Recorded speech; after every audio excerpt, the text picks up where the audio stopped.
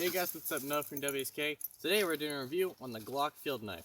Let's go look at some specs. Here on the Glock knife, we have a spring steel blade. I'm not exactly sure what type it is. I'll put that right here. The cutting edge is 6 inches. The overall blade length is 5/16. It does feature a root saw on the back, which is about 4 inches, a little under 4 inches. The overall length is 11 1/4. So I think it comes with a grivery handles. If not, I'll put that, or whatever the handles are, right here. I don't know how much that weighs, so I'll put that right here. So now let's go do some testing.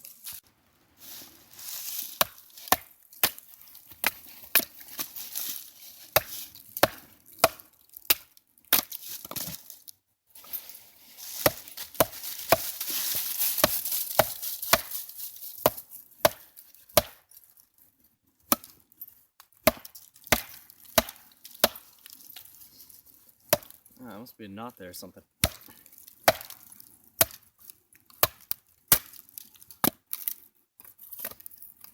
Oh. That's a good piece. So let's do some plastics. Now, I have been talking over my friends and they've been watching my videos, and they've kind of got upset with me because I've been doing feather sticks in a lot of my videos. Actually, all the knife reviews ones. And the reason why I do this is to show not only how sharp the blade is and how it can make extremely thin curls, but it also shows how much control you have over the knife. It shows if it's wieldable, which it is. It's a very ergonomic handle. It's very controlling because of how small it is. So you can tell that just by getting these thin curls, I have a lot of control over it. So now I got that out of the way. So quit asking me. You know who you are.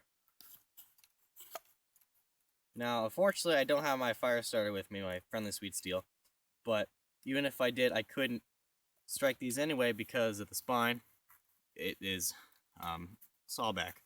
And the unsharpened swedge would just chew it up as well. This model, I think this is like the 82 or something. I'll put that right here.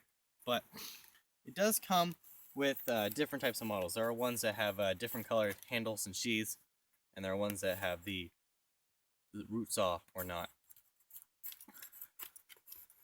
But as you can see, those are some really nice, feathers. So if you had like a backup fire starter that had a striker with it, you can definitely start some with this.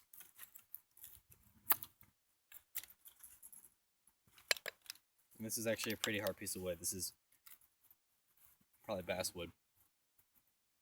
So let's go do some more stuff. Okay, so like I mentioned probably like 3 times now, this spine does have a root saw on it.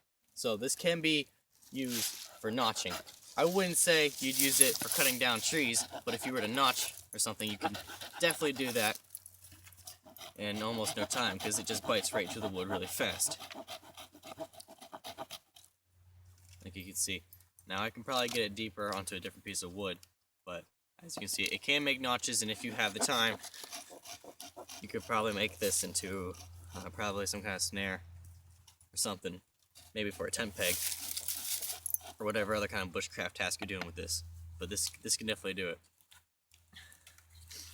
Good knife, and you can definitely use this for lots of bushcraft tasks. It doesn't really exceed well in chopping. It can do it, but it's not really good at it. Because if you look at it, this knife is probably about half the size of my Tahoma field knife, and it barely has any weight to it. So, I mean, it can't cut down something like this, even though any of the other knives I do can cut this down easily. This is something to make parts for snares, or tent pegs, for example, or something else, small tasks like carving or whittling. But the only thing this thing's really good for is chopping down little things. I would classify this more as a combat knife than I would as a bushcraft or a survival knife. Yes, it can be definitely used. Bye-bye, spider.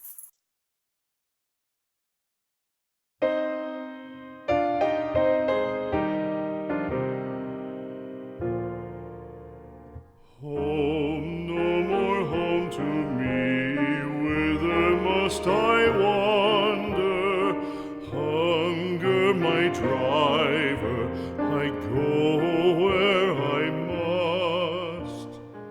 Cold blows the It can be definitely used as a survival knife, but it's kind of like a jack of all traits, you know, jack of all traits, but master of none. So, chopping isn't really one of its strong suits. It can do it, but only on small stuff. It's kind of like a Mora knife.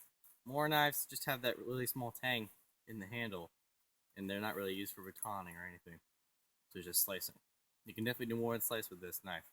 Because this is a tank of a knife. This knife is really strong. So, let's go do my overall thoughts of it, and then we'll wrap it up.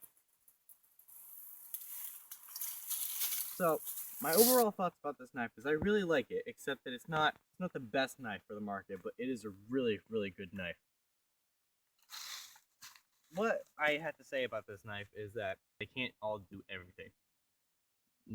Their knives have strict purposes for specific tasks. This one would be more for a combat or slicing. It's not going to be good as a Tahoma field knife for chopping. It's not going to be good as, I don't know, other examples. But some things about I had to say about this knife is that I really like it, especially because of how unique it is and other things it have on it. Excuse me. Like the one thing is the bottle cap opener on the hilt. The other thing is that it's made in Austria, so that's pretty cool. The one thing I really like is the sheath. This is one of the nicest sheaths I've seen for a knife at this low cost. Usually when you get a knife around like $30, you'd get nylon. I don't know exactly what this sheath is made out of. It's probably the same thing as the handle, but I like it.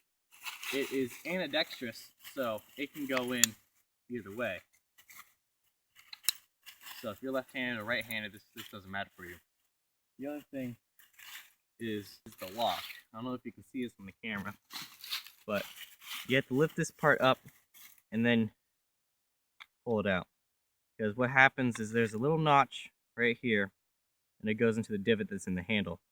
And when you push it in, it gives a very nice, satisfied click. I mean, you can tug on this thing all day, you can shake it, it's not coming out. I mean, the sheath does have a little bit of rattle to it, but, I mean, it's secure, it's not going to fall out. I have this on my shoulder strap on my day pack. It's hanging upside down like this. So then if I need to, I can just pull it out like that. What I also really like is the way how you can pull it off your belt without even taking off your belt. It has this lock that just slides in and out, and you just pull it over your belt, which I think is really cool. Like I said on the DK7 review, I like what they did with the button snaps, but what I didn't like was how they did with the Velcro. That just kind of tore it off for me. So, you know, I can go on and on all day about this knife. I really like it. I would recommend this knife for anybody that would be going to the military or just want a knife that they can take out to camp. Or if they need to, a small survival knife. But just note that it can't do everything that you want it to do. Much like all other knives. So, I hope you learned something today. I'm Noah from WSK. I'll see you guys in the next one.